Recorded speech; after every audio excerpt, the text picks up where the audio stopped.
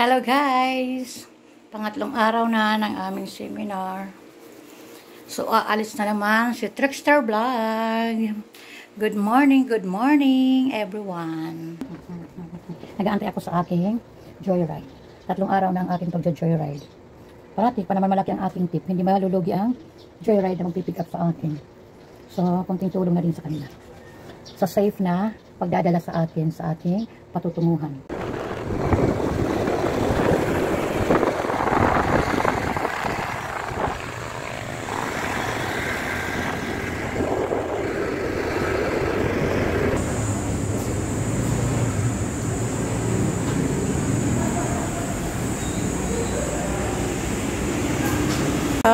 Siyempre, nandito si last din ng seminar namin, Brady. Wow, Brady. Picture naman yan, picture. Oh, andito mga tropa. Thank you, ma'am. Okay na. Dito, okay. Oh, shout out sa mga magagandang ito, guys. Sa last din na namin, last day. Wow, ang aming Tama ko kayo, ha? Hello guys, shout out everyone. Last din na namin, graduation na namin mamaya. Thank you. Guys, new follower. Vlogger din siya. Shout out teacher. Teacher N. N. Okay, thank you. Sa channel.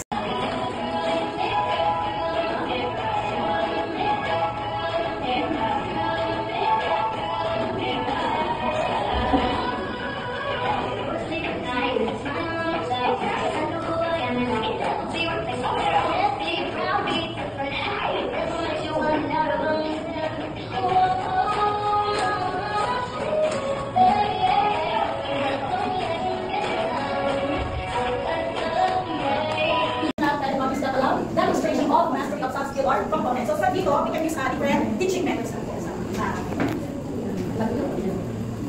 Pwede lang po. Sa for the motivation po natin kami, ako po, arang lang po si teacher Alan po, para ito review about sa topic natin na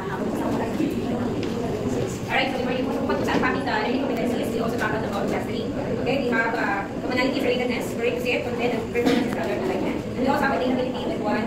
Also, we tackled during our afternoon session, navigating the learning pedagogies and pedagogical approaches.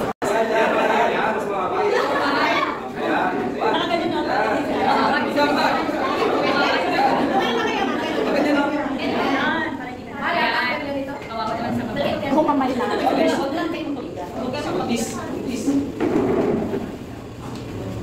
Ako sa aras taas mo. Yan. Tapos sa tingnan ko. Doon ka kay Bulis. Ayan, tama yun. Ayan. Tapos sa taas isa. Ayan. Sorry. Okay.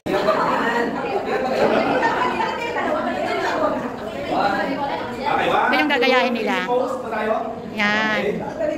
Baba ka naman, para makakita sila. Yan. Okay. Then, ayun din po, number 2, para natin ang number 2.